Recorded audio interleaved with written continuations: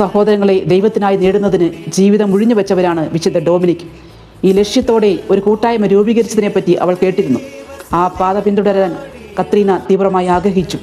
തന്നോടൊപ്പം കളിക്കാനെത്തുന്ന കൂട്ടുകാരെ അതിൽ നിന്നും പിന്തിരിപ്പിച്ച് പ്രാർത്ഥിപ്പിക്കുവാനും ദൈവത്തെക്കുറിച്ച് മധുരമായി തന്നെ പറയുവാനും അവൾ ശ്രദ്ധിച്ചിരുന്നു. ഇറ്റലിയിലെ പാരമ്പര്യമനുസരിച്ച് ഒരു പെൺകുട്ടിക്ക് 12 വയസ്സായാൽ അവൾ പക്വതയിലെത്തി. മാത്രമല്ല, ഈ പ്രായത്തിൽ പെൺകുട്ടികളെ എത്രമാത്രം അണിയിച്ചൊരുക്കാമോ അത്രയും അണിയിച്ചൊരുക്കുവാനും അനുയോജ്യനായ ഒരു വരനെ കണ്ടെത്താനുള്ള തത്രപ്പാടിലാണ് മാതാപിതാക്കൾ. ശാലീന സുന്ദരിയും പ്രസന്നവതയുമായ കാതറിനെ സംബന്ധിച്ചിടത്തോളം അവൾക്ക് അനുയോജ്യനായ മണവാളിനെ നേരത്തെ തന്നെ അവൾ കണ്ടെത്തിയിരുന്നു.